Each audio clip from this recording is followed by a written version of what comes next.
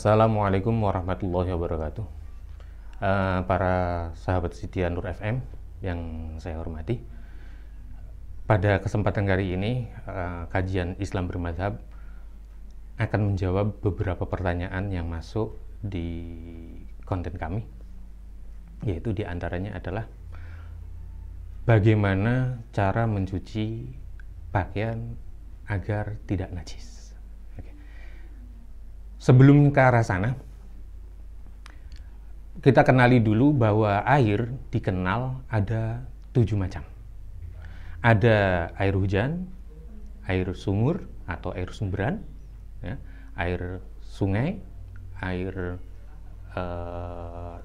laut, es, dan lain sebagainya. Untuk menjaga, atau semuanya itu disebut dengan air mutlak. Disebut dengan air mutlak. Yang disebut dengan air mutlak adalah air yang tidak, sifat dari air tersebut tidak sampai berubah nama.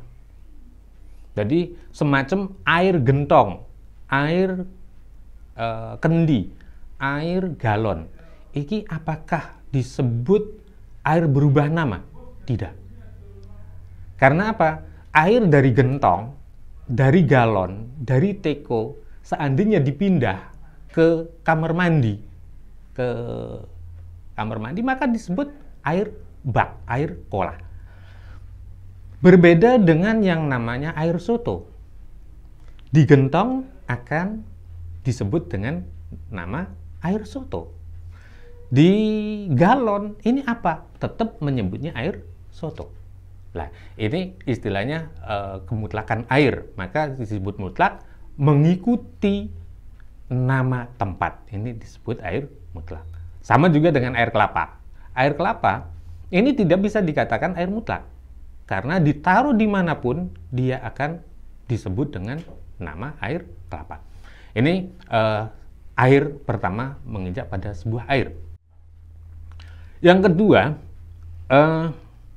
supaya tidak menjadi najis atau menjadi suci, maaf, untuk sementara ini ada usaha yang memang bersifat membantu meringankan beban orang lain yang khusus di bidang pinatu, ya, khusus di bidang pinatu. Jadi mencuci dan seterusnya. Ini perlu diperhatikan. Ada biasanya bahwa pakaian antara yang kotor dengan antara yang suci dengan yang najis ini bercampur. Ini terus ditaruh di dalam mesin cuci menjadi satu, terus air itu kurang dari 2 kulah, rentan terjadinya pakaian semua yang ada di situ menjadi najis. Bisa juga tidak, ya, bisa juga menjadi najis. Kesemuanya. Karena apa? Jika ada sebuah najis yang memang itu bisa merubah, mengganggu, atau bisa mengalihkan dari nama air mutlak menjadi air-air yang lain, maka ini berefek. Yang selanjutnya, jika menggunakan manual, sifatnya manual, maka ya taruhlah di ember. Maaf, biasanya pakaian anak-anak ini bercampur dengan najis, yaitu entah itu kotoran, entah itu ompol, entah itu apa. Maka sebelum dimasukkan ke ember tadi, sebaiknya diguyur, dicuci, ya, disucikan secara tersendiri. Misalnya ini ember yang sudah tersedia. Ini diletakkan di tempat yang lebih tinggi. Letakkan lebih tinggi, baru pakaian yang ada najisnya, yang tadi ompol anak kecil, ini disiram di sini, di tempat yang kira-kira lebih rendah dibanding ember yang sudah ada airnya. Setelah ini baru dimasukkan ke ember yang ada air yang sudah tercampur dengan rinso. Fungsinya apa? Seandainya sejajar, ini terjadi rentan.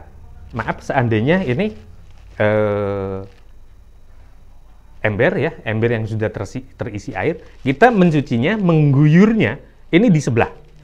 Rentannya apa?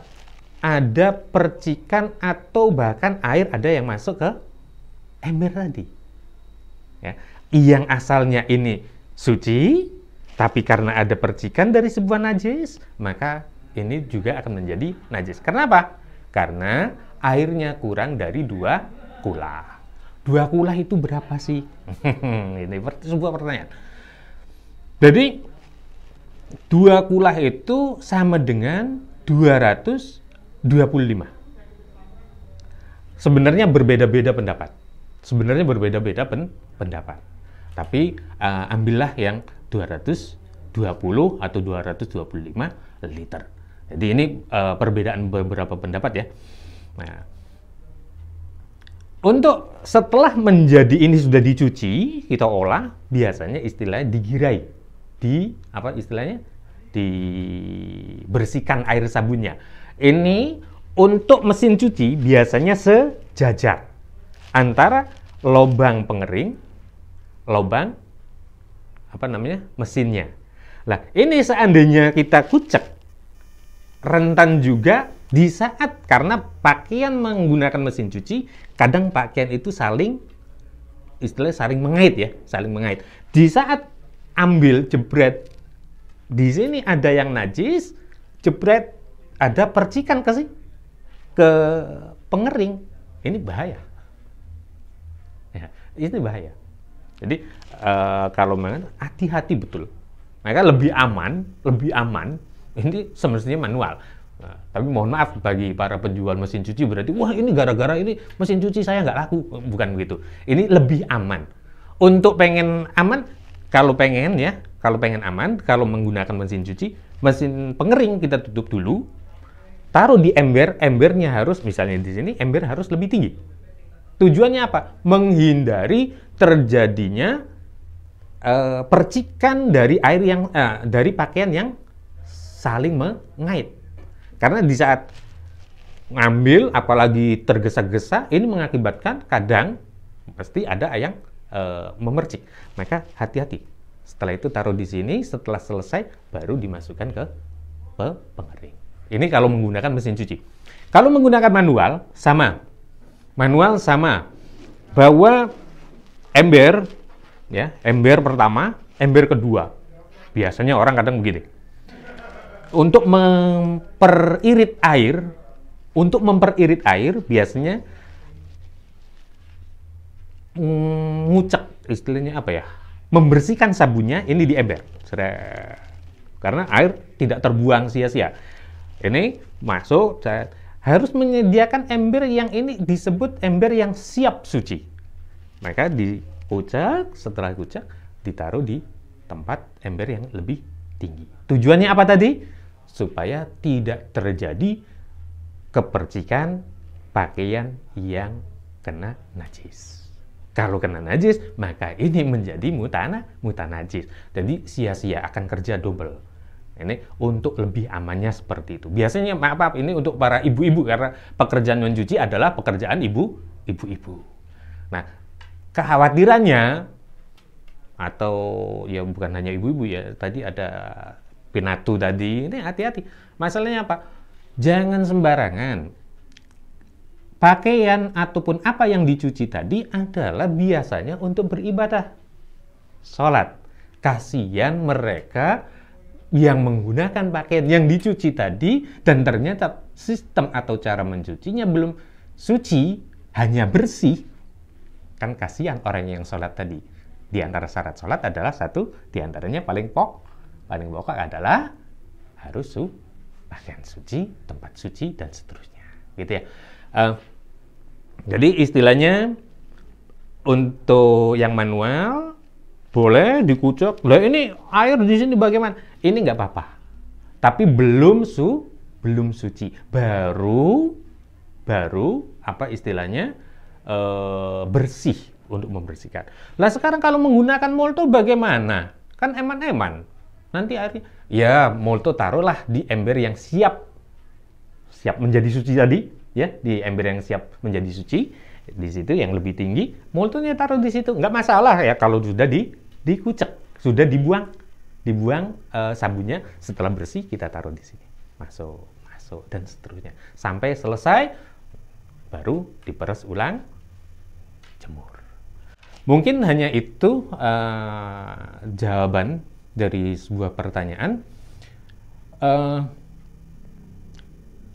Ada satu air yang ini menjadi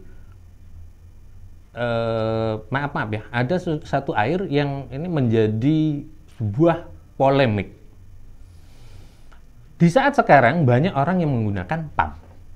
PAM ini biasanya berbau kaporit. Berbau kaporit. Nah, air yang berbau kaporit ini apakah bisa mensucikan atau tidak? Ya. Ini sebaiknya kalau kita menggunakan kaul yang ashah, jumhur ya. Ini gini. Kalau kaporit itu ada kalanya berbau, ada kalanya tidak. Ya. Kadangkala biasanya paling sering berbau. Maka al-mukhalid ini dalam bahasanya disebut yang menyatu. Air menyatu dengan benda yang bukan muncul dari adanya air. Karena ada dua benda yang mesti muncul karena ada air. Ada dua, hanya dua. Lumpur dan lumut. Kadang orang-orang anak-anak pesantren itu biasa cara mengingatnya apa? Dua benda yang mesti ada dalam air adalah lumpur dan lumut. Nah, itu hanya itu. Maka di saat masih berbau kaporit, sebaiknya ini diamkan dulu yang kira-kira sampai bau kaporit ini istilahnya ngabar, menghilang, menguaplah bau kaporitnya. Setelah kaporit itu selesai, maka itu bisa menjadi air mutlak. Kok bisa seperti itu? Dalam pembahasannya disebut al-mujawir, al-mukhalid yang menyatu, dan ada yang hanya menempat di air, tetapi kalau sudah menyatu disebut al-mukhalid. Mukhalid al-mastur, mukhalid yang tertutup karena sifat dan jenisnya sama. Itu kaporit. Nah, setelah itu maka baunya hilang, barulah kembali menjadi air mutlak. Boleh digunakan untuk mencuci dan seterusnya. Demikian, banyak kurangnya kami mohon maaf. Assalamualaikum warahmatullahi wabarakatuh.